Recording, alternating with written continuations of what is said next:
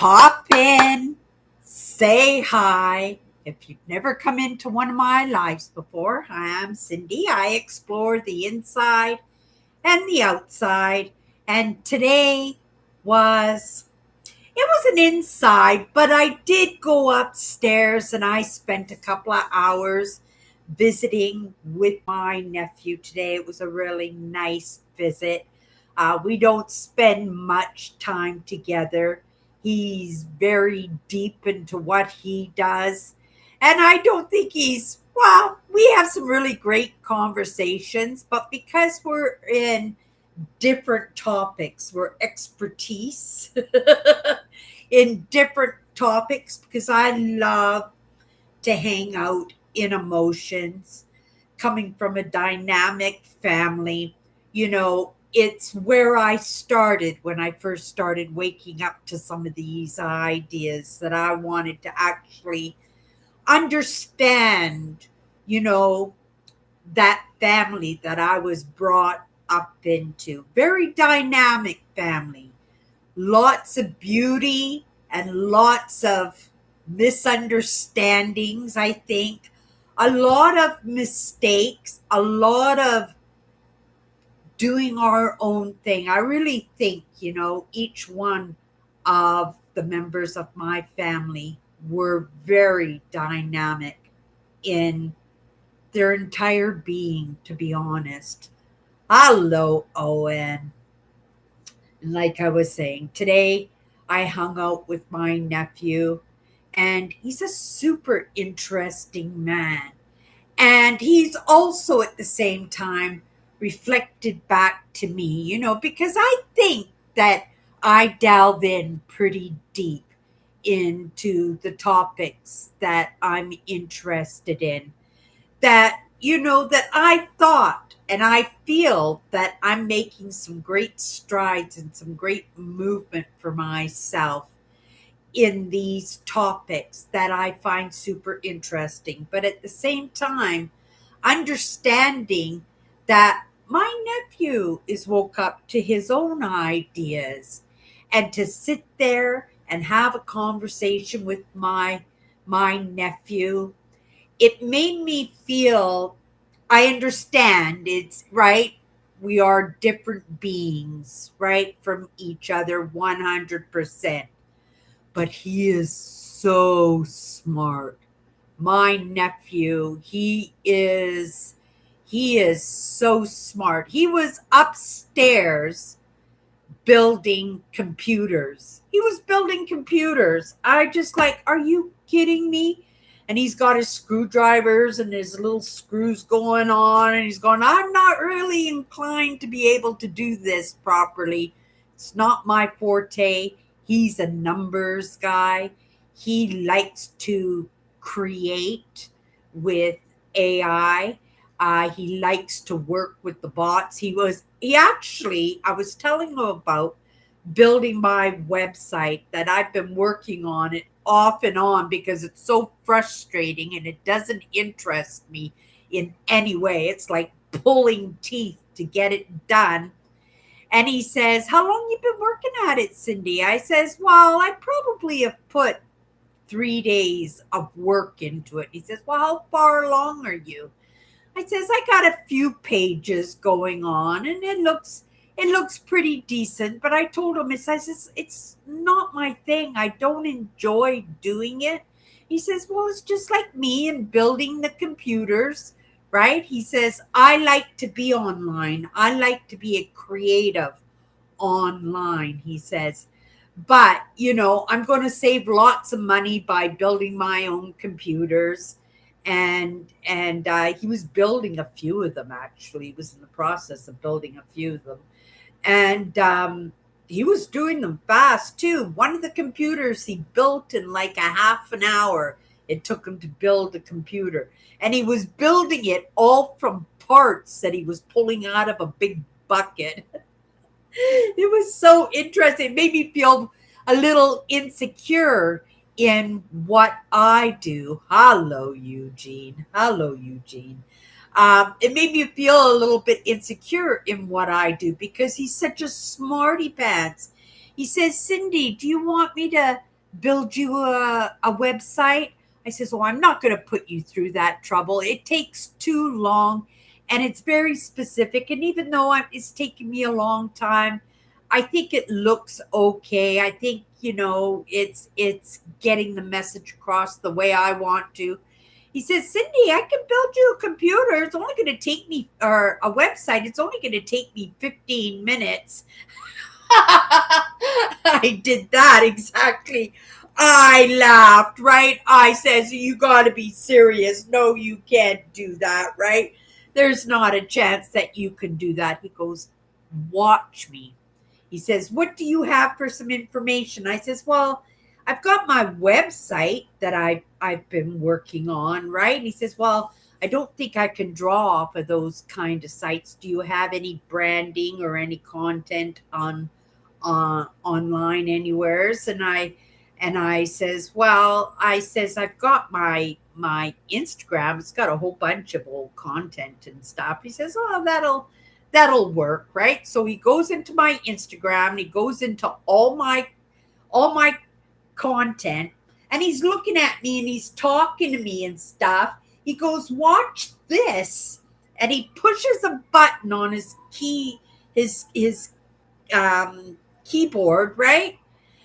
And he goes off into another site on his computer to do other stuff. He was talking to a friend or something online.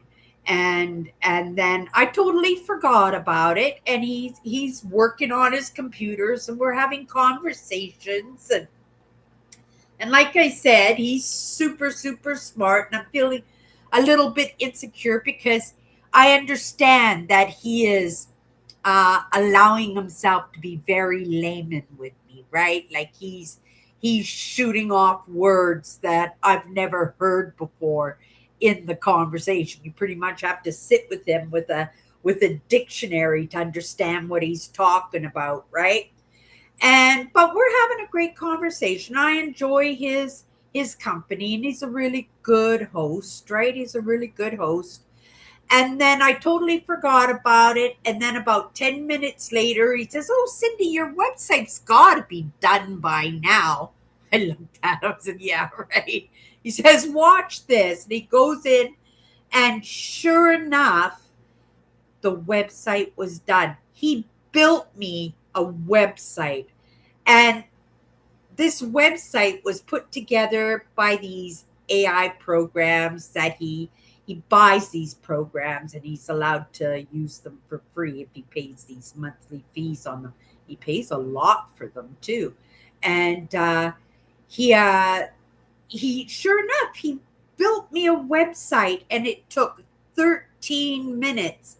And this website was pages and pages long with lots of photos and content, because it all goes through my content that was on Instagram. And it read it all. It read all my content, everything that I had ever written, all my videos and everything. And it came up with a website. I was in shock, but also at the same time, I was a little bit, right, feeling like I wasn't much of a smarty pants. But it's not my expertise. And it's important for us, for each one of us, when we interact with other people, that we can feel insecure because they're amazing at something and we can't do that, right? Like we can't, if somebody is a beautiful painter and we can't paint, we could feel really bad about it.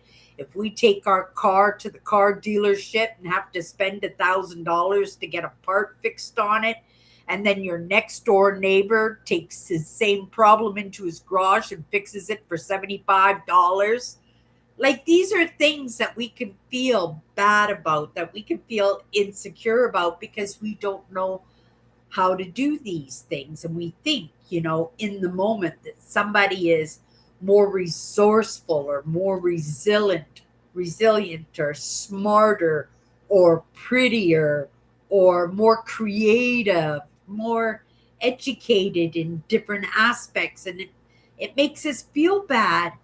But we should never ever feel bad because each one of us is amazing at something, right? We're all amazing at something.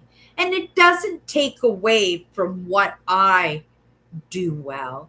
And also at the same time, I have to think, yeah, my nephew is a smarty pants. He's really good on computers. He's a big tech guy. He makes video games and he just does it for fun. And then he shoots it out there. And I says, well, why don't you sell those video games? He says, I think of these things every day. Something comes across my path and it catches my curiosity, and then I want to try and see if I can build something like that or build it better. And then once it's done, I'm on to something else. I don't want all this stuff, so I just throw it out there for other people. Like, he's got stuff out there that people could just take if they want it because it's not trademarked. He's just throwing it out there, and they can make money on his stuff that he thinks is uninteresting to him. He's one of these guys. I've met these kind of guys before when where they get really interested and pumped up about something and then just let it go after a while. For myself, I'm not like that. I'm slow to bring interest on board, but at the same time, I have to say I'm pretty loyal. I They stick with me for a long time, if not forever, right? Metal detecting, one of my interests. It was an interest that me and my father had. We used to go out metal detecting together when I was a young kid, and I still love metal detecting. When it comes to history, it's something I've had since I was a little kid. My interest and love for history, and it has never left.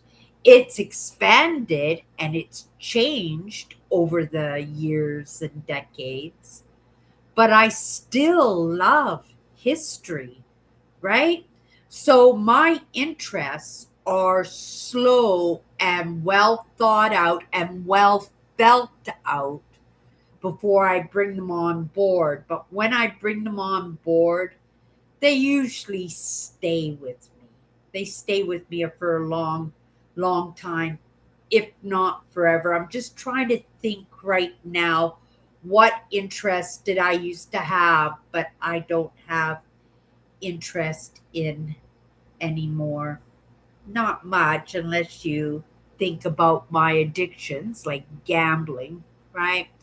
And it's not to say I'm not interested, because every once in a while something will come across my path as I'm scrolling or looking for content, and I'll stop for a minute and watch somebody play a video lottery machine or something. So it's not that I'm not interested in it, but I'm not delved into it at all either. And also, I have to consider that it was an addiction. Even though it was an interest of mine, it was actually a coping mechanism, right? It was an addiction.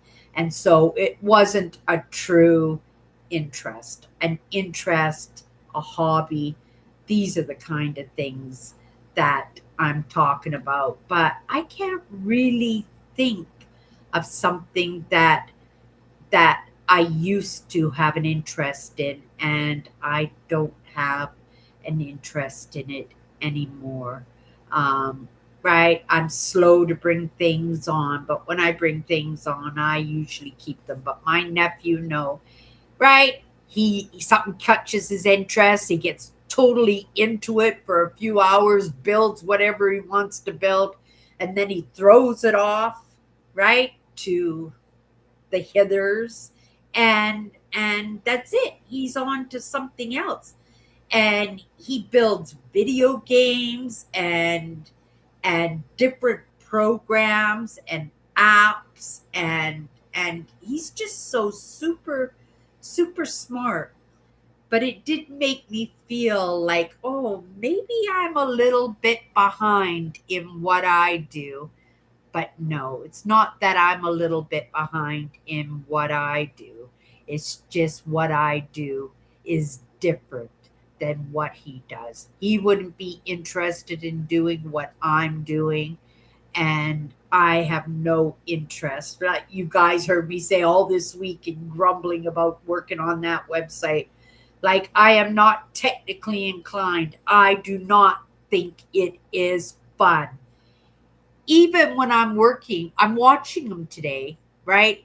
And he's yapping with his friends, but he's trying to be polite. So he's got the sound off while he's got his friends in the background, and he's just typing on his keyboard the conversations to his friends, but he was typing so fast, like so fast. This guy is just like this. He was so excited about buying a new keyboard today. It was all lighted up and it was only like this big and stuff. And he says it's going to take me to ever to figure out. And he's just going 100 miles an hour on this keyboard of his, and I'm thinking, oh my goodness, right? When I say I'm not technically inclined, I'm very not technically inclined. When I'm working with my keyboard, seriously, this is me. I am a one finger kind of girl.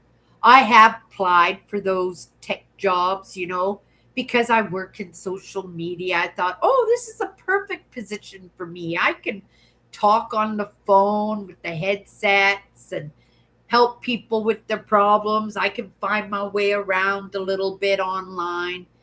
And yeah, one of the qualifications you have is you have to be able to type 60 words a minute. And they were trying to keep me there to go on the test. I says, I'm really sorry. I says, I can't type. He says, well, you got to take the test. How do you know how fast you could type unless you try? I says, I've tried many, many times. I have taken many classes, and I have a program on my computer to teach me how to type, and I still cannot do it. Right? I'm kind of dyslexic when it comes to knowing where the numbers are. But if I go slow with one finger, and then maybe this hand too to hold the shift or the control button, right? I couldn't do what my nephew does. It's just so natural for him, and he is a brainiac, 100% a brainiac. Like what he's doing for a job right now, he could really, really be something. He could be scooped up by one of these big billion-dollar companies and make lots and lots of money. But for him, it's the lifestyle and the enjoyment of being able to create his life the way he wants to, and the fact that he has a persona where he really doesn't want to, right? He just wants to do things at his pace. He wants to have a non-stressful life, and I get that, right? I understand lots of people, all of us, right? We don't want to be under that stress. But sometimes we like that money, right? So we're willing to put ourselves in that hairy, scary, in those stressful situations in order to get what we want out of life. But I kind of like his mentality because he is emotionally and mentally healthy, and he still makes good money. He's not a millionaire, but he's still making good good money and good decisions, I think, and he's creating a life for himself that he really does enjoy. But I was just saying, like, he's pretty smart, and I did have a moment there when I felt a little bit not as smart as he is, but I have to understand that we do different things, right? We're both woke up to our own ideas. He's off doing his thing, and right, and I'm doing mine, right? But it was a very, very nice visit that we had this afternoon. But oh my goodness, sitting there chatting with me, building computers, and then he needed a cord, an internet cord, and I've got lots of cords and stuff. So I let him go through my bags, and he grabbed what he needed, and I gave him a memory stick so he could store some stuff. And then he he says, "Oh, I finished my computers. They're all done." I had just left his house like a half an hour before, and he had built two computers in that half an hour prior to me leaving and a half an hour after I left. That's how smart he is, right? Pretty smart. It amazes me. And to all actuality, we don't take interest in other people's lives enough that we can be dazzled and amazed by the workings and the interests of other people. You guys have been with me for a long time, so I do get to be a participant and understand a little bit about some of your interests, but to really pay attention to somebody and the way that they live, the way that they think, and the way they contribute to their own lives, to the lives around them, and to the world, right? Okay, let me come in and see who's here. Owen's here, Eugene's here. Hello, guys. Oh, William's here. Hello, William. Kathy's here. Hello, Kathy. Tammy's here. Oh my goodness. Hi, everybody. I hope you guys has had an amazing, amazing week. I took my new bike out yesterday for a ride. I wore my backpack. I did load up my bike. I have a basket on it, and I load up my backpack too with groceries and stuff. And I said I was going to take it easy, but their 10-pound bags of potatoes were $1.99. So I grabbed a bag of potatoes, threw my basket, and I said, well, if I'm at the grocery store anyway, I might as well pick up a few things.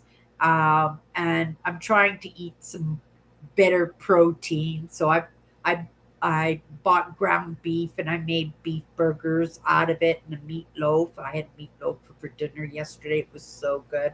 Haven't had meatloaf in a long time.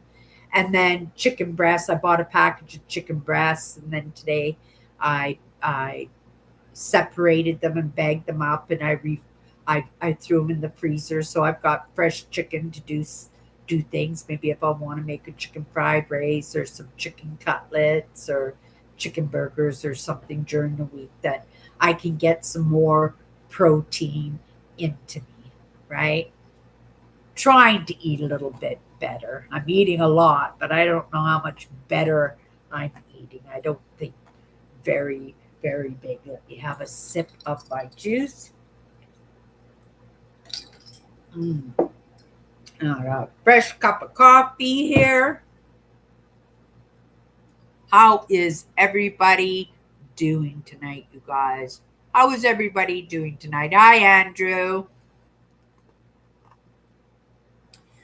I was actually in a video today, and somebody who came across my path, and I haven't seen her content. Oh my goodness, it's got to have been over a year.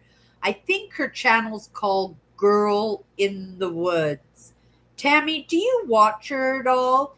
She's an outdoors girl, and she is from Michigan. She lives in Michigan, actually, and she has as what do you call those um, rural off grid. She has an off grid house out in the bush with her and her husband. I think her husband has a channel too. She was actually on a Survivor Alone.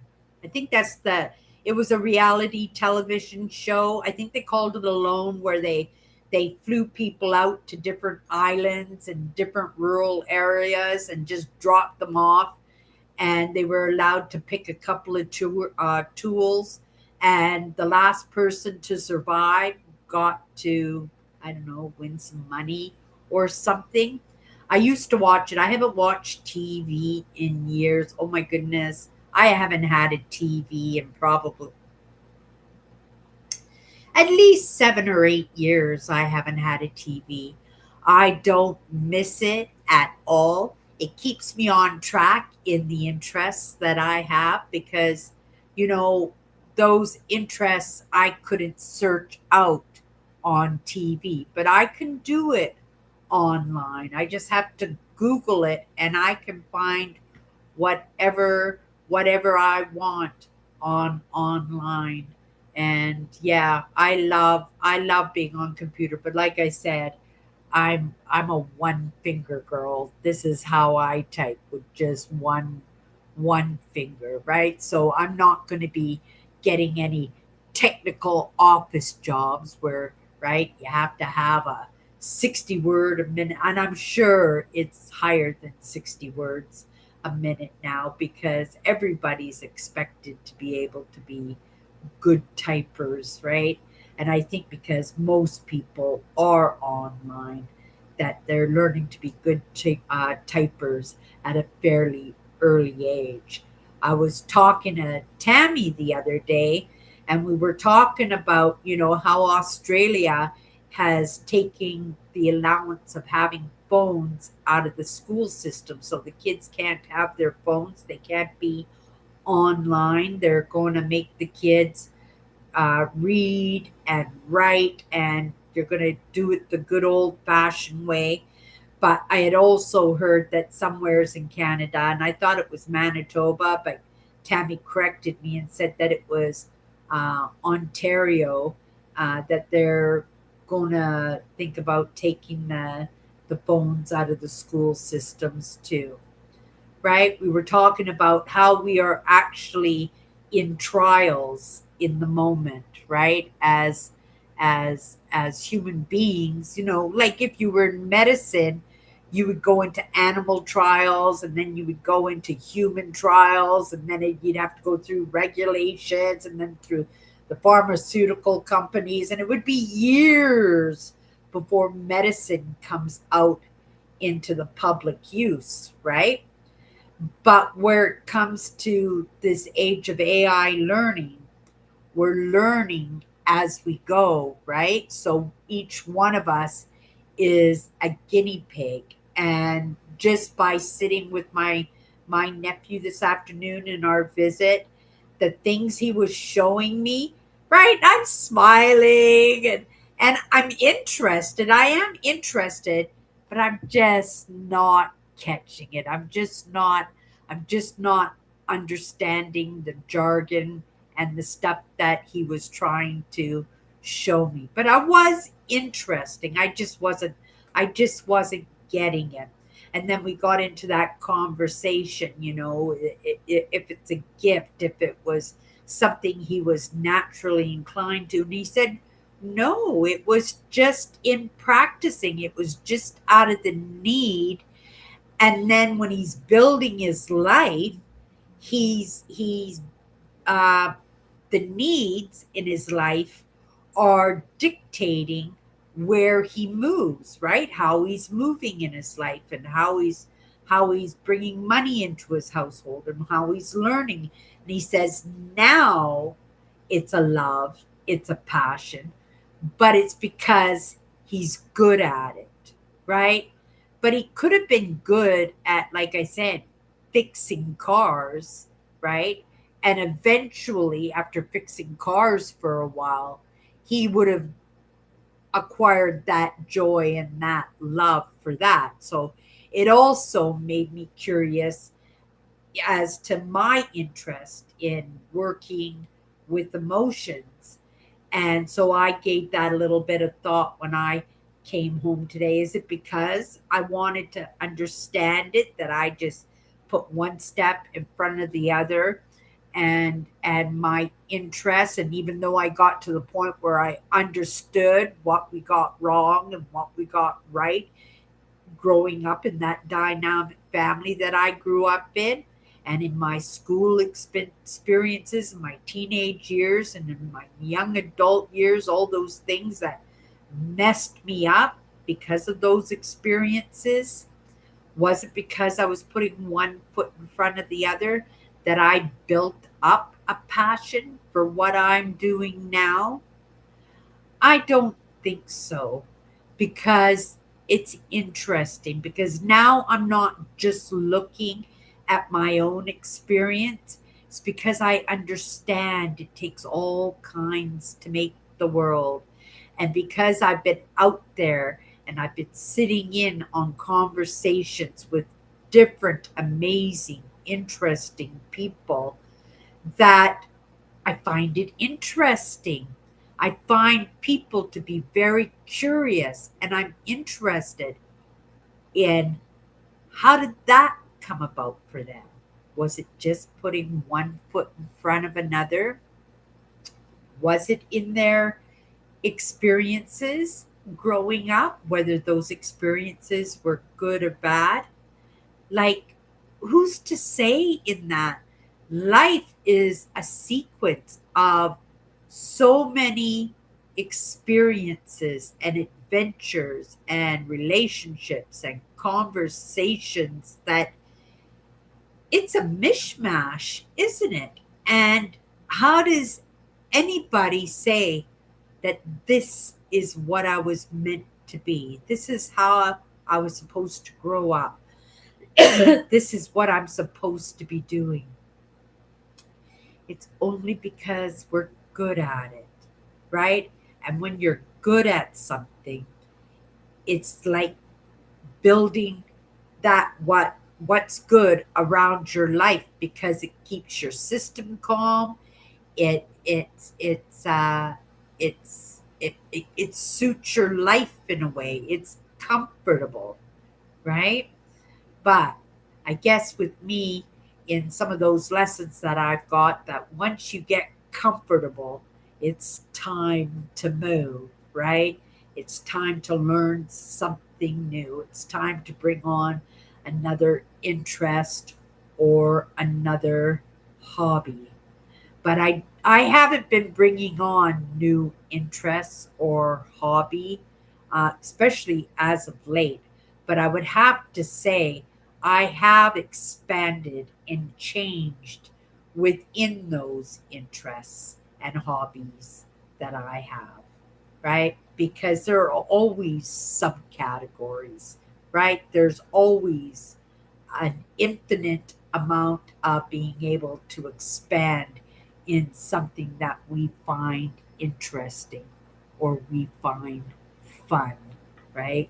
So yeah, it takes all kinds to make the world, right?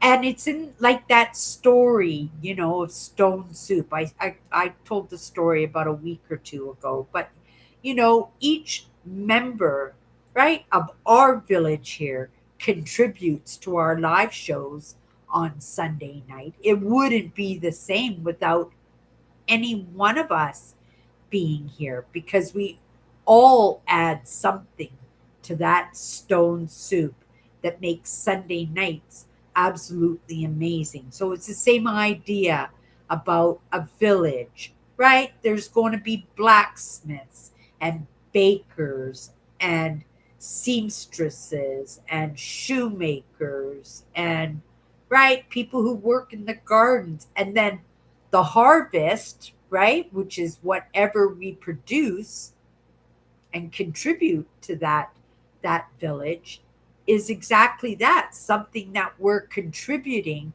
to make that community amazing, make that community uh, somewheres that we want to be, somewheres that we feel safe and feel supported and feel like we have something to contribute to. That's what community is all about, right? And we got a pretty good darn community here on Sunday nights, that's for sure. My voice is a little bit harsh because yeah, my nephew had me yapping a little bit today. And nice to see William in tonight. We haven't seen William in a couple of weeks. Tammy says, "Hello, Cindy. Always happy to be here on your live chat and channel. Thank you so much. Um, how is your new bike, Cindy? Oh my goodness. I love my bike. I love my bike. It works really well. It's got the big bum seat, the round seat, not the skinny one. It's so comfortable. It's not padded, it's firm, super comfortable. The gears on the bike are set in a way. I'm usually set the gears, and that's the place where the bike goes, right? Um, but super easy to pedal. I have to say, yesterday was truly the first day that I took it out for a ride. As soon as I took it out of the building, everybody's like, wow, what a nice bike you got there. And it was all kind of proud of that because I was thinking of the great deal that I got on that bike. I picked it up in a pawn shop for $160. I haggled with the gentleman because he wanted $260, right? And I said, "What's your lowest bid that you're the lowest amount you take for it?" And he gave it some thought and he says, $180. And I said, "Will you take 160?" And he says, "Yeah, I'll take 160." So I was super happy, especially when I was checking out the bikes, and there weren't a lot of bikes. And this one didn't even look that great because it was sitting amongst a whole bunch of other junky bikes that were all kind of piled on top of each other. But when they pulled the bike out of the pile, I looked at it, oh, that's a really nice bike. But also it said what kind of bike it was on the bar. And so I had an opportunity before he came up and said, "Can I help you?" Uh, to check out the value of the bike. And it's $1,000 bike. $1,000 bike that I got for $160. I think it was pretty much brand new when it was sent to the pawn shop. And I'm going to assume because it ended up in a pawn shop that it was probably something that was lifted, if you know what I mean, that somebody had stolen it. I'm optimistic. I made sure I got a receipt for it and everything, and I wrote down the license of the bike and everything and put it in my important paper drawer. But I can't imagine that beautiful bike ending up in a pawn shop for any other reason, right? Unless somebody was spent a lot of money on it and was kind of short on some cash and gave it up for a really good deal, because obviously the pawn shop sold it to me for $160 while the original price was $260. That means they couldn't have paid more than $150 to somebody who brought it in to be pawned, right? But I'm happy to have it. And yes, Tammy, thank you for asking. It was so fun to ride here in Winnipeg. They they are working on the infrastructure.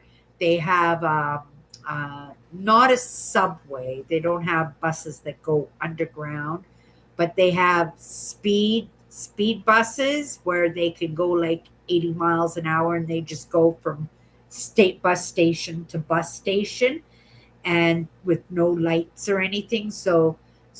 But also in that infrastructure, they have been doing like Switzerland and Sweden's doing, is they're doing a lot of bike riding, especially the university students. So they've been redoing the roads, because here in Manitoba, we have to do the roads consistently. It's not like do the roads and then they don't have to be done again for 20 years. We have to maintain the roads constantly. There's always road work going on here in Winnipeg. So as they're fixing up the roads, they have been putting bike paths on the roads with barriers. So it's kind of nice to feel safe that you can walk in these bike paths or ride your bike in these bike paths and feel safe, right? Because you still have the right of way, but also to be secure that nobody's going to run the bike path and take you out, right? Especially at 60 years old. And to be honest, you guys, let me have a sip.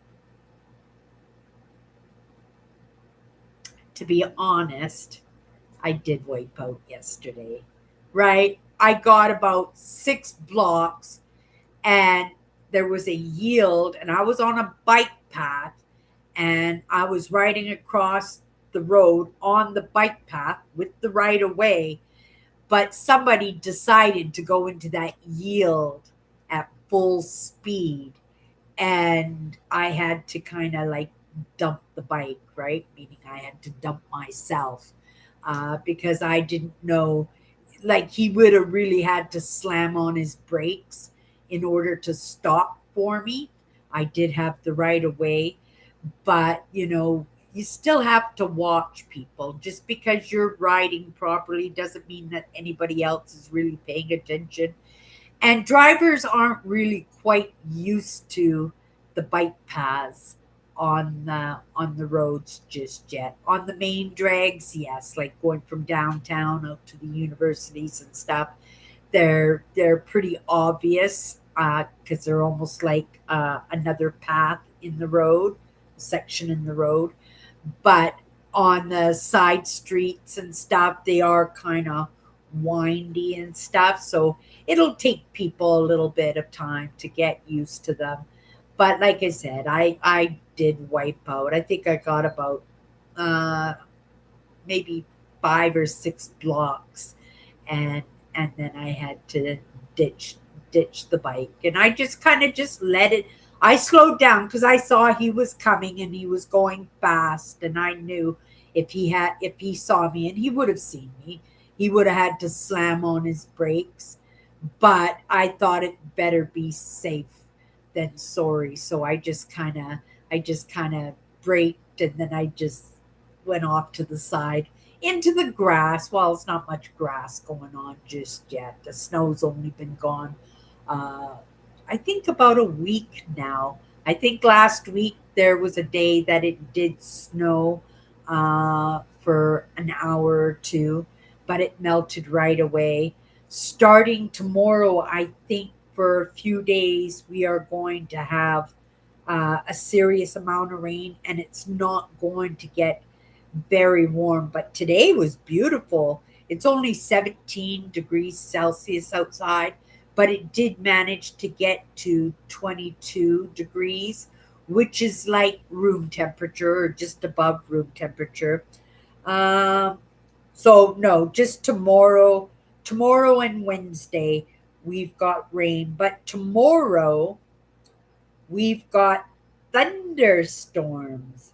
And actually, it says that it's going to rain now. So let me take my little curtain down so that when it starts raining, because it says that it's raining now. And so it's raining somewheres in the city. If you guys don't know, I'm from Winnipeg, Manitoba, Canada. And a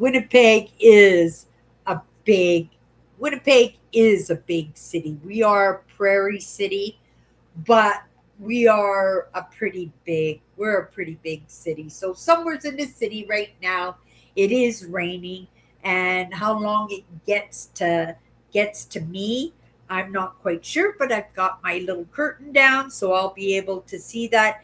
And it's going to rain now until it's time for me to go to bed, till like midnight. It's going to rain tonight, and then it's going to be clear until later on tomorrow afternoon, when the thunderstorms and the big rain starts tomorrow. So that's it for my bike riding this week. But I'm sure glad that I was able to get my bike out for a little while yesterday. I really, really did. Uh, Oh, you watched that show alone, Kathy. So yeah, I'm pretty sure she was on that show alone, on one of the very first series, the first years that it was put out, uh, and she didn't make it to the end. I think she got pretty close, about halfway through or something, before she gave up.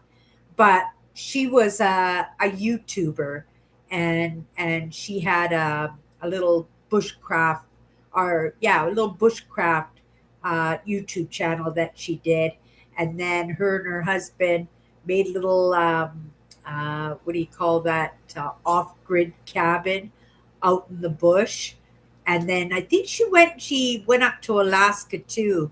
And I think she has like two places. She lives in Michigan, but she also has some land that she goes and spends time up in Alaska.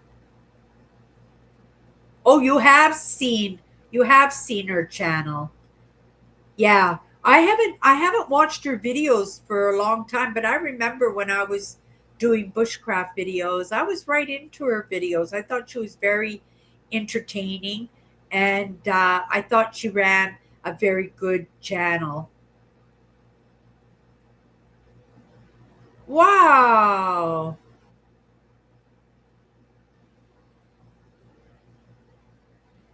You don't have a TV. Do you have a computer, Tammy? You're not watching my live on your phone, are you? I hope you have Wi-Fi, that you're not using up your data to watch my lives, because you're in my lives all the time. Holy moly. Um Cindy, that's awesome about your nephew and the great work that he does on working with computers and building them, and his great knowledge in them. That's great trade. He can go far in that field. Yeah, I asked him, but he says no. He says he's good. He says there are obviously opportunities out there, that he does connect with these people with lots of money and stuff, that they do kind of try and recruit him every once in a while, because he is pretty good at what he does. But he says he's so far along in what he does. He says companies out there are not even doing some of the stuff that he's doing. Some of the research and the experimenting that he's doing is all brand new and fresh. It's just because he loves what he does so much, and he invests money in different programs. And like I said, it took him 13 minutes to build me a website today, right? Put me in my place. um, yeah, we do. We do have a great community here, Tammy. Um, yeah, no, no. I had when I rolled my bike, purposely, I just kind of push it over to the side, right? I just push it over to the side, and I just fall over on my bike. It wasn't painful in any way, and of course, I brake to almost a stop. I guess I could have put my feet in a stance, but I had just that was the first time I had ridden my bike this year, and it takes a little bit to get the feel of riding the bike, right? And handling the brakes and stuff, and coming to a complete stop, and knowing when to throw your feet out there. And right, I could have, next time, we're just going to stop here. We're just going to send some good cheer to the fire trucks and the police officers. Oh, two fire trucks. Two fire trucks. They're off to somewheres. Get to your destination, knock on the door. Somebody will come to the door and say, "Oh, sorry, guys. Everything's good now. Everything's good. Sorry for your trouble." And they could just turn around and go right back to the station.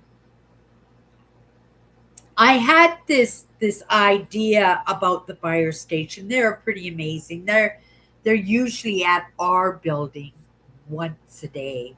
They're in our building, right? We don't have air vents over our stoves. Like, it doesn't take much to set the fire alarms off and stuff. Lots of elderly and stuff here. So uh, they're sometimes, quite often, in need of a little bit of assistance.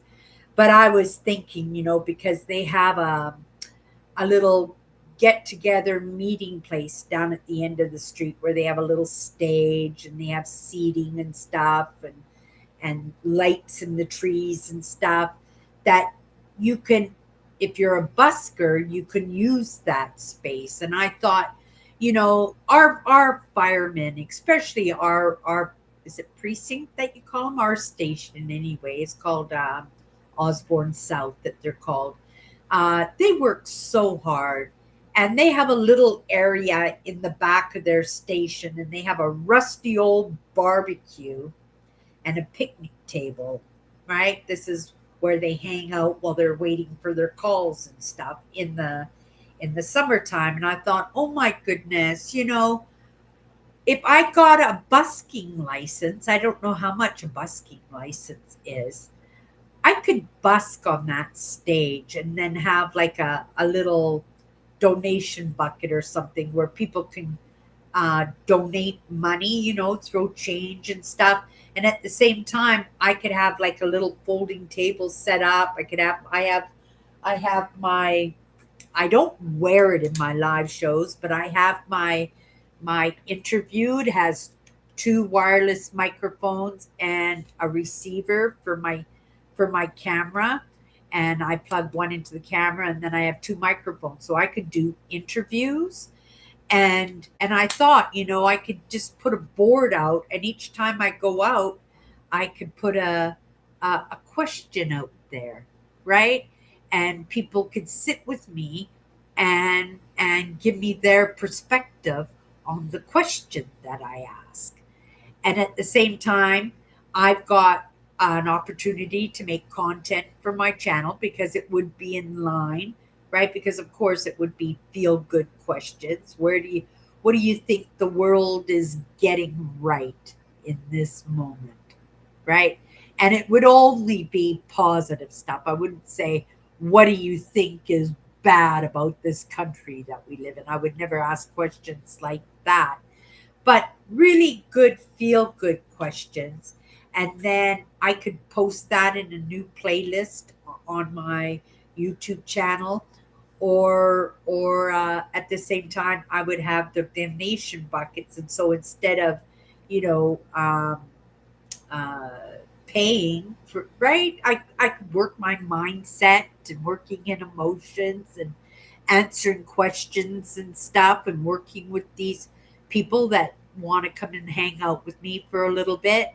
But also at the same time, I could take in these donations, and we could make a beautiful barbecue patio for our firemen, for that fire station. You guys know what Barkman is? They're cement blocks, right? And they make barbecues and stuff, and patios. You can do outdoor kitchens and stuff. Sometimes they use them to make fire pits in the backyard and stuff. We bought the Barkman, and we did like a garden fence, and we built the big fenced off area full of dirt. We planted trees and stuff in it. But I thought maybe we could do a Barkman barbecue patio area where you could have a prep area, you could have a sink, and you can have their barbecue there, right? And maybe make enough money that we can get them a new picnic table, because their poor picnic table looks like something really ratty that they found at an abandoned farm or something. Yeah. Cindy, one of my uncles was at Detroit, Michigan, firefighter, and he was the cook for their fire station. And the guys, yeah, they love cooking, these guys. And they're very charitable too, this station here. They usually, a couple of times a year, they'll set up great big tents up on top of their fire station, and they'll take in donations of winter gear for the homeless. So you can drop off winter coats and gloves and mitts and toques and stuff, and they distribute it to the homeless people. Also, this year they did a drive, and it was kind of neat because the fireman boots, they're really great big giant boots. They're usually green or black that they wear with their uniforms. And they take their boots and they were going to, we have a place called Crazy Corner because it's an intersection just close by to my house. And it's got like, oh, at least six different intersections in, they call it Crazy Corner because it's kind of confusing, right? Because of all the different streets that connect there. And they go up and down all those streets holding these big buckets, and the cars as they drive by, because it's a big traffic jam there all the time, are always throwing money in these boots, and they must have collected a huge fortune. I can't remember what they were collecting for this year, so I better not put a guess out there. But yeah, they did really, really good. Usually that strip is where the homeless people do their collecting. They do the same thing just to help put the roof over their heads. They have little signs, right? I walked by to, I have a walk that I do when I go over the bridge over the river, and when I go to the thrift store to see if I can find little scores. I went this week. I bought a top the thrift store, but I went this week, and there was a guy on the sidewalk, but he wasn't begging with like the sign at the intersection because that's usually what they do. They stand there with the sign and then they just hold their hand out for people to give them money. But this guy had a ghetto blaster. He had a Frank Sinatra hat, a funky outfit, and he was dancing. He was twirling around and smiling and waving at people. And I had to give him a couple dollars. Did I give him some money? I think no, I didn't have any change at that time, so I wasn't able to give him any money. But I was in awe. I says, that's the way that you beg, right? You have to give something, right? And everybody has something to give in some way, whether you sing or you dance or you do magic tricks, right? That you give something back, even if it's just in kind words. And I thought he was so amazing. I thought that was the best way for anybody to beg for a little bit. I don't like to say that word beg, right? But to generate a little bit of money to put the roof over to put the roof over his head, right? Yeah. I don't know what it's like in your guys' city, how panhandlers, right? How bad they are. But here in Winnipeg, panhandlers are everywhere. I can't go to the grocery store without bumping into a few. If I give to one, then I won't give to any of the other ones, right? Because I'm really not in that position to be able to do that. I wish I could, right? But usually I can just walk by and say, sorry, not today, right? Not saying that I'm not going to or I don't want to, just sorry, not today, right? But if I have a few cents, then I will give it to somebody. And if I have any change when I come out of a grocery store, actually, I was walking to the grocery store the other day, and I was walking across the boulevard and I looked down, and I guess somebody had a little coin spill on the boulevard, and I could see the shiny coins all laying on the grass that isn't quite growing yet. And so I collected all the coins that I found, not much, right? But when I came out of the grocery store, I handed it off to somebody, right? I found it, so I just passed it. I passed it along, right? Um, I donated last year some stuffed animals to them for any emergencies that they go on. Oh, is that ever a good idea, Tammy?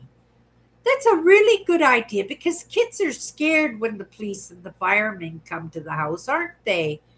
And there are babies and little kids that they can give them to, right? To comfort them. Yeah, 100%. But I don't think that's something that is high priority. I think they're grabbing hoses and medical equipment and oxygen masks, but that doesn't mean that they don't go back to the truck for the teddies to go back in and to disperse to the kids. Yeah, that's a really good idea, Tammy. Right? I've often thought, because I make good bread, right? That's something I do very well. I haven't made bread in a long time, but I thought I would make some bread or some dinner rolls or some cinnamon buns. I make awesome cinnamon buns, and take them some cinnamon buns. I don't know if people do that. I'm assuming that they, on occasion, do, but probably like your brother. You said your brother that that oh your uncle, um, that somebody or all of them are taking turns on cooking duty. And because you spend a lot of time at the station, it's like home. So I bet you lots of times everybody has their favorite dish. I know with my dad, he had a few dishes that he wasn't a big cooker, but I tell you, my dad made an amazing Swiss steak. Oh my goodness. And any kind of steak. He was an expert in making steaks. I would eat the Swiss steak because Swiss steak was cooked forever until it was so tender it fell apart. So I knew that it was good to eat. Other than that, when it came to roast beef, I haven't had a steak since I was probably, I can't say, older than 12 years old was the last time that I had a steak. It's not my thing. I'm kind of put off by the fact of anything that I see pink on the inside. I remember my dad used to take me to fancy restaurants, and if we had steak, I'd always say, burnt, well done, and it would be burnt on the inside. As soon as I cut in and I saw the pink, it would have to go back to the kitchen to be cooked some more because, yeah, I can't see pink in any way in my meat. I won't touch it at all. I went for dinner at a friend's house. Oh my goodness! At Christmas time, they invited me over for a Christmas lunch, and her husband, the whole family is just a beautiful family. I just love all of them, right? Um, but he was out in the grill in the wintertime frying up burgers and steaks. And I'm glad I do eat hamburgers, right? Because they can be very well done. And I says, oh, well done, please, right? And so they brought the burgers in. I got halfway through the burgers, raving how amazing these hamburgers were. And then they had to say to me, Cindy, we bought a whole cow and we split it with our neighbors. And I had only gotten through half of my burger, and then I couldn't eat the burger anymore. And I felt so bad because I'm not somebody that leaves food. I was brought up to eat everything on your plate, right? But I had to put the burger off to the side of the plate, and then I had to explain to them, right? Like, oh, I really wish you didn't tell me that, right? It's a delicious, absolutely amazing burger, but I can't finish it, right? I get out, right? If I tried to, if I had to have another bite, I would probably gag on it. It wouldn't have been pretty for sure. It's a mental thing, right? It's a mental thing. It's not an emotional, or it's not an emotional thing. It's not because I don't like the taste of beef. I do like the taste of beef, but it's the idea that the beef is actually a living creature. That's the problem that I have. I always say I would have made a really good vegetarian, but because of my understanding how important proteins are, and when it comes to proteins, I'm not very good at all at resourcing them out of vegetables. And I think probably veggie burgers. I've never had a veggie burger. I McDonald's, I don't know if you guys have seen that, but McDonald's has got a veggie now. I don't know why they didn't think of that idea 20, 30, 40 years ago. I bet you the McVidgie, and it's a good name too for the hamburger, right? It's like the McDouble, the McChicken. I don't know. But it goes, it suits it very well. But yeah, they have the McVidgie now at McDonald's, but I don't know. I might try one just for the hell of trying one at some point. But yeah, I do understand how important it is to get the proteins into my system. So I try to do it with eggs. I used to eat a lot of tuna, but I'm not able to eat the tuna anymore. And that's a new one for me. It's only been probably in about 5 years that I started having problems with tuna. And I think I had my last tuna sandwich uh, probably about 8 months ago, and I couldn't finish it. It was a problem for me. So I knew that it was probably the end. I don't know why, because I used to love tuna sandwiches and tuna salad. I used to love to have tuna in my salads and everything, but now I can't do the tuna anymore. I don't, but I can do like the Highliner fish and chips as long as it's got breading and coating on them. I can eat that. I can eat the fake crab. I can do the jumbo shrimp. I like jumbo shrimp.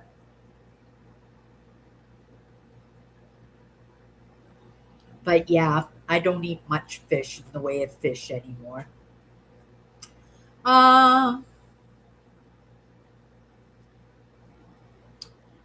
Tammy Andrews says your uncle must have had some great stories from his job. Oh, I don't know if I could sit and listen to firemen stories. That might be that might be hard for me. That's a hard job, right?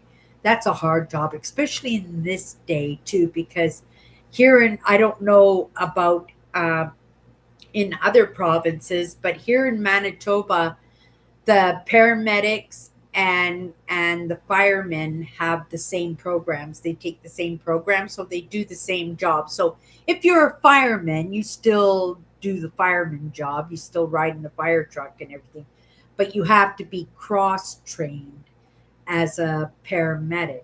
And it's the same thing with the paramedic. They're cross trained as part of the fire department too, right? Because and they work hand in hand. And but it's difficult because lots of people are needing assistance, right? The homeless are very, very vulnerable, especially when it comes to, you know, the drugs that are on the streets. Like there's stuff on the streets now that are brand new, like, people doing the medical medicines, from the medical offices and prescriptions and stuff. I don't think that has been around for very long. And then they got the fentanyl, which is actually a horse tranquilizer. And I have seen a few people now who have been, it's hard, right, not to notice them because they have a very distinct stance on them, the way they hunch over and stuff. So I have seen a few of them, not a lot, but I have seen a few of them in real life now. But that's not something, that I was familiar with in any way. I worked bars and nightclubs for 20 years, right? And yes, there were drugs going on, right? But I never heard about any of those kind of drugs. Mind you, I do have to admit that I'm a little bit naive in some aspects. I don't even know how I was able to work in bars and nightclubs. I never even was a drinker, right? Not even a drinker. Um, but but I was a very social person, and because there were people that I worked with that did that stuff, right? And I never held it in judgment against them, right? I never did, and it never seemed to affect the jobs that they were that they were doing. But I know that once you're in it, it can become a very, very bad problem and something that's really hard, right? Weren't we talking about that this week, Tammy? Right? That it doesn't make people bad people. It doesn't. It just makes people have problems, right? They're people who've got problems, and that's why it's important, right? Lots of people, they say, "Oh, I'm not going near that," and they'll walk on the other side of the street and stuff. But it doesn't hurt to say a kind word, right? Even if it's just hello or I hope your day goes good today. That we don't treat these people who in the moment have issues, right? It doesn't mean they'll have the issues for always. I have been addicted to many, many, many things in the course of my lifetime. I have switched them out consistently, right? Grateful. I think that was probably a very much a saving grace for me, because if I had just stuck to one addiction, right, for an entire length of time and not given up on it or switched it up with something else, like to say when I was crunching the Halls cough drops, like I was crunching 4 packs a day of Halls cough drops. Like that did such a job on my teeth, but I can imagine what my teeth would look like. I wouldn't have any teeth left at all if I had not switched it up. I went from doing the holes. I was at that time. I'm still a believer in stepping down in the addictions, right? To be able to eliminate these things. So my idea was that the sugar was not good for my teeth, and it gave me extreme heartburn because of the eucalyptus in the halls, right? The calories were absolutely just crazy. It just made me super big, that I went from crunching halls, and I crunched halls for probably about 4 years. I spent a lot of money on dentists, right? But for about 4 years, I was addicted to Halls. I was doing a minimum of 4 packages of Halls every single day. But in order to come off the Halls, I got it into my head that maybe crunching ice would be better than crunching Halls, because it was the crunching that I became habitual in. And I stepped down to crunching ice. Now it's still an addiction. I crunched ice for probably 2 or 3 years at least. It didn't help me in my weight, because I drank a lot of pop, because pop has ice in it, right? And it kind of flavored the ice. I tried to do diet, but it's diet pop and regular pop. There's a big difference in that. So it didn't really help me with the weight. Uh, I did break teeth with ice. Oh my goodness, I did break teeth with ice. I got cavities and caps and stuff, and but the eucalyptus was out of my system, which was really, really good. And I wasn't taking in as much sugar, right? And I knew that crunching ice was just stepping down to try to get off the halls, and it worked. And eventually it came off of crunching ice, and I didn't replace the crunching ice at that point, because I didn't think there was anything else that could replace it. I remember uh, that when I quit smoking, and I thought I would never be able to quit smoking, because once I was smoking, right, that kept my hands busy. And that's why I started smoking, is because it kept my hands busy. And I thought if I kept my hands busy, I wouldn't have time to make things to eat and to be able to spend that time eating because I was smoking a cigarette and I didn't smoke cigarettes and eat at the same time, right? That I never thought that I would be able to quit smoking. And then when my sister says, "What do you want for Christmas?" I says, "Oh, the patches. I'd like to try and quit smoking." And she put uh, I think you did 2 weeks of each patch or 3 weeks of each patch. So she bought me all three steps. And actually, being on the patch for smoking was a step down, right? So 3 weeks, I did step number one, and then after step number one for 3 weeks, they cut the nicotine down. And so you do step number two for 3 weeks. And then after you do that for 3 weeks, then they cut the nicotine to almost nothing. And then you do that step for 3 weeks. And I only did it for 2 weeks and felt that I didn't need the patch anymore, and I never had a cigarette ever again. Like the first time that mind you, I'd only been smoking for maybe 10 or 12 years, right? But I was a pretty heavy smoker at the time. But yeah, stepping down in my addictions really helped me out a lot. Even in quitting gambling, I was a VLT addict. Uh, when I stepped down from gambling, I stepped down with creating my YouTube channel. And then at that point, I didn't want to spend, at that time, I think I said, if cigarettes ever hit $10 a package, now they're $20 a package. I says, they ever hit $10 a package, then I quit smoking.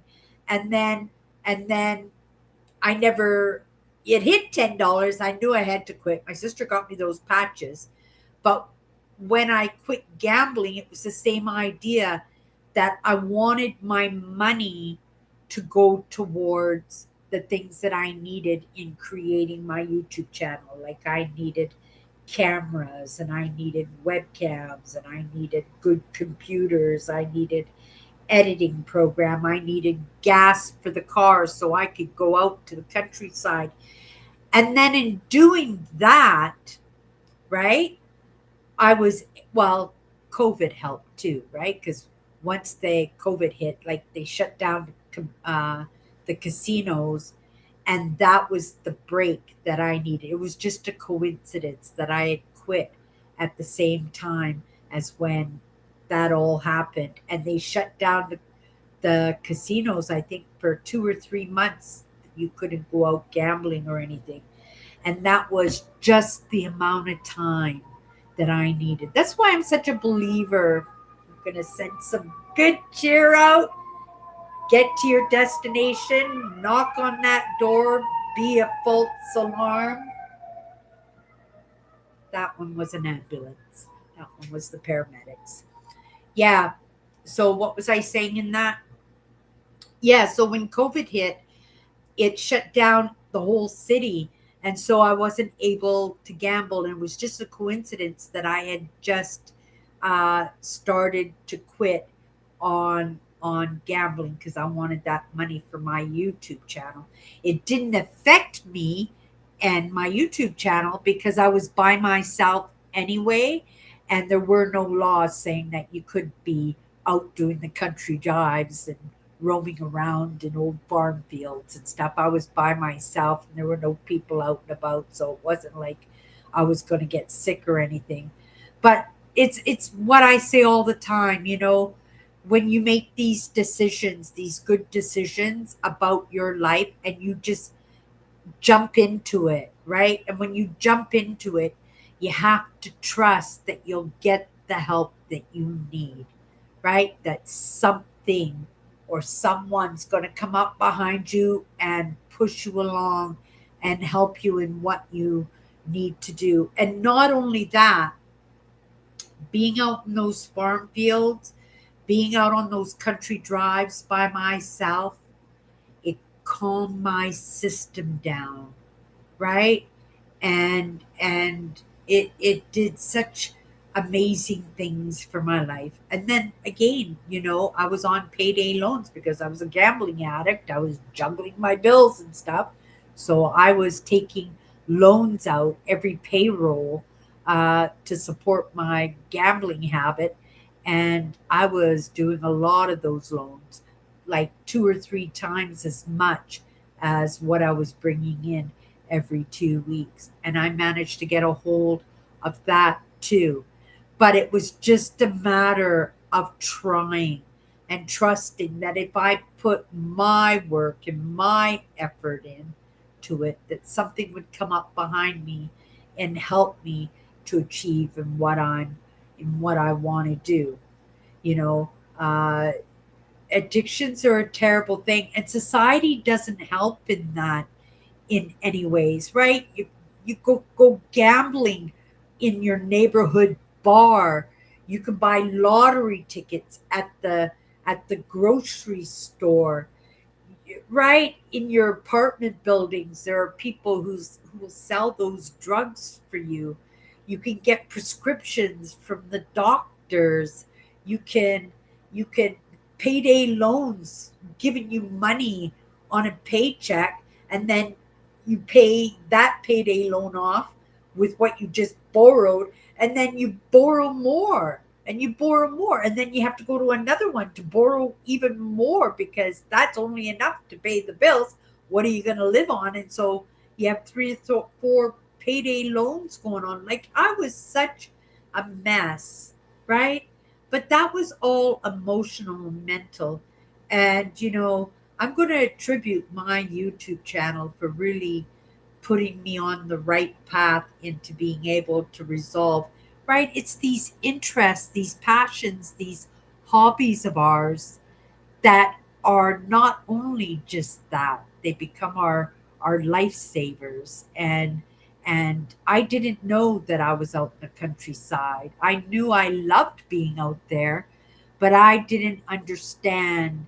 At that time I was an urban explorer, right? I didn't understand that my experiences as a child had messed me up as an adult, and I was using driving around in the back countryside and urban exploring and roaming around in farm fields by myself, that I was being by myself because that's what my system needed, was to be by myself. And once I was by myself, well, everything just seemed to move a little bit faster and move in different directions, right? Like, it really, things started moving in different directions. My interest changed in that. So, yeah, when we talked earlier about, right, these hobbies and these interests that we bring into our lives, do we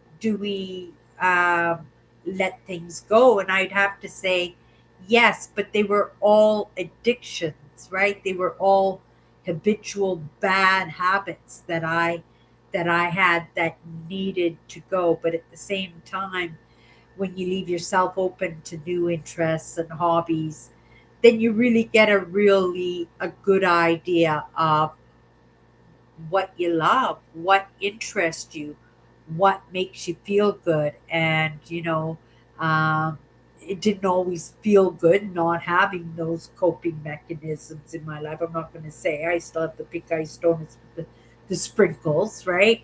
And, but those really, really bad ones, I could be that person right now.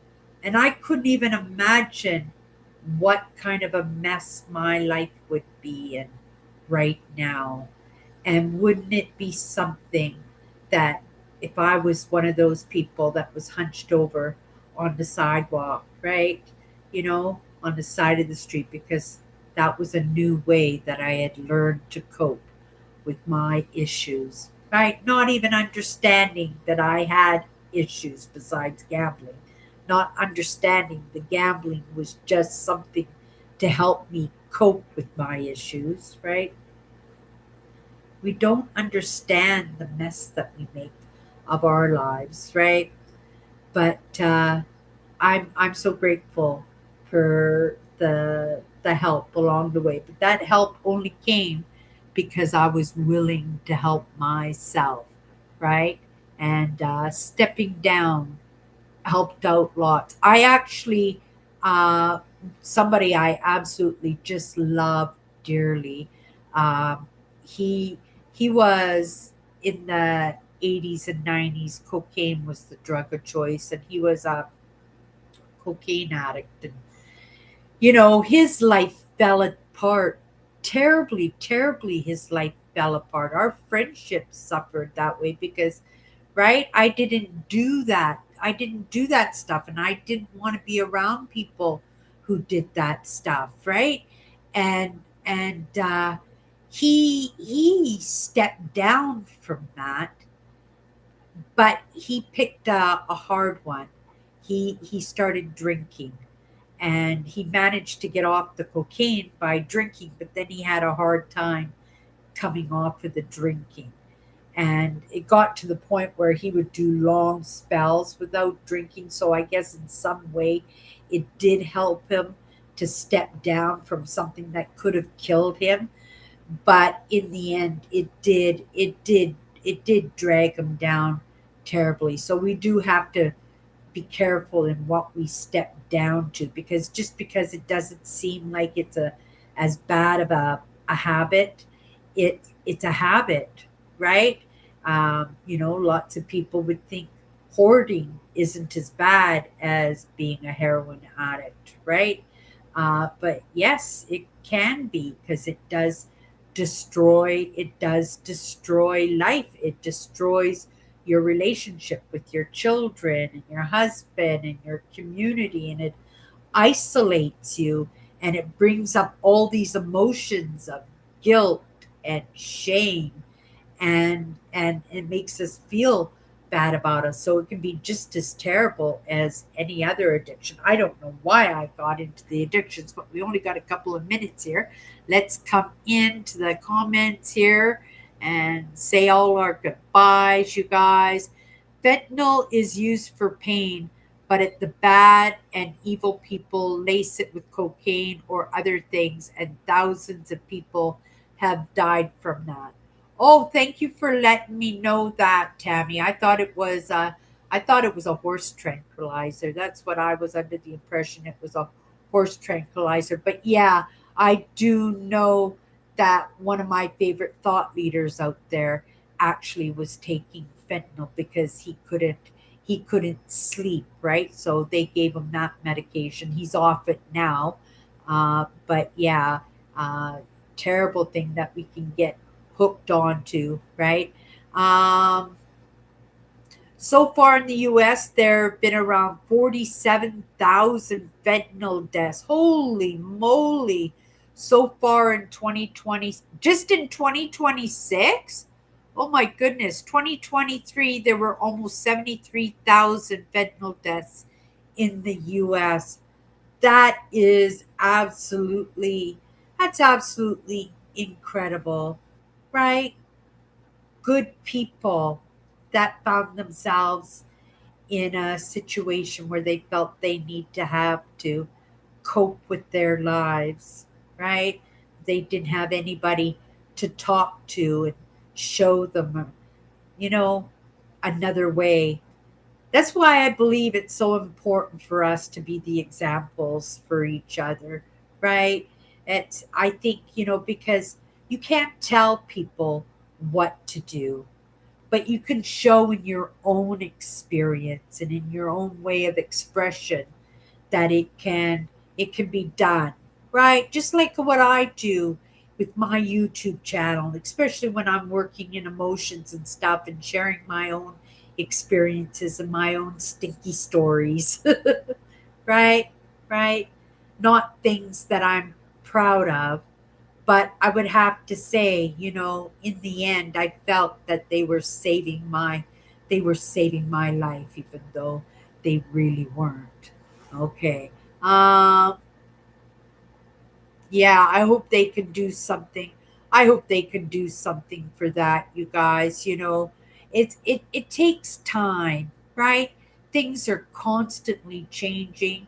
And now, because everybody is talking more and more about mental and emotional health, because we're trying now to get a handle, because we understand that our children and our children's children are having difficulties because of the households that they were brought up in, that we're trying to be better parents, and the teachers are taking a big load off of the parents by helping the children along to be healthy young adults, right? And also, in the cross training of paramedics and fire departments, and looking and searching out new solutions that we can kind of take care of our neighbors and our friends and our family and ourselves, you guys, and ourselves.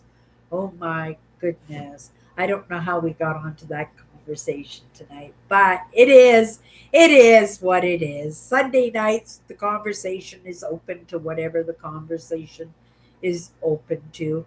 I am grateful for the insights that do come across my path. And that one understanding is that I have to make that decision for myself. I have to put that one foot in front of the other. And if I can trust that I can do that, I can trust that I'll get that little bit of extra help, whether it's from my friends or my family or from whoever or whatever.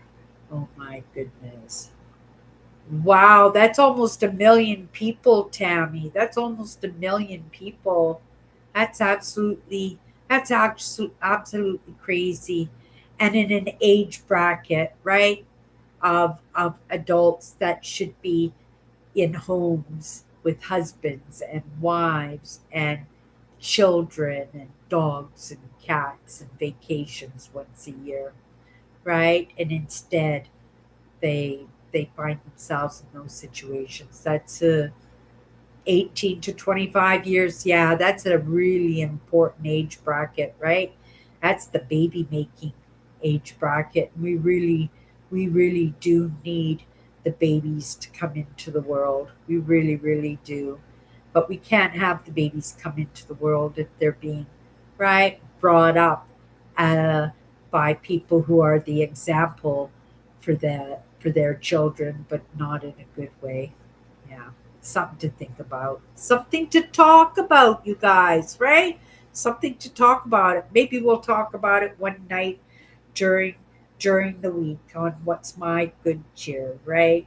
It's important to have these conversations. It really is, and I'm so grateful for the crew that I have that just kind of fly with whatever the topic of discussion is.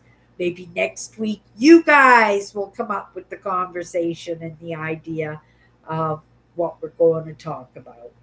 There's an idea there, right? We always never seem to fail in the topics that we have. We talk about some pretty amazing things, but yeah, you guys, that's going to be it for tonight, right? If you guys want to come and hang out with me, Monday to Friday, we do what's my good cheer, and I normally say it's a little bit heavier than what we talk about here, but tonight we talked about addictions, right? And that's a heavy conversation at the same time because it is so prevalent in the society that we live in now, right? And but if we could just remember, just to feel people out, to understand, that they're not bad people, right? They're hurt people, and hurt people sometimes hurt people, don't they? Right? And we could at least say hello. But if we have 50 cents in our pocket, right? We could part with 50 cents, part with 50 cents. But a smile and a kindness, a have a nice day, it doesn't hurt, right? But when we treat them like the plague by running across on the other side of the street or pointing them out, right? And making them a spectacle, a spectacle in our attentions. That's and in our discussions too, right? But we have to have these discussions, but have these discussions in kind ways. Okay, you guys. Thank you so much, everybody, Owen, Tammy, Kathy, uh, Andrew, William was in tonight. Eugene was in tonight. Just coming back here, make sure that I didn't miss anybody. I probably did, but if I missed you, oh, you got another shot. If you want to come and hang out with me next Sunday or during the week. Okay, you guys, have a great night, and we'll see you.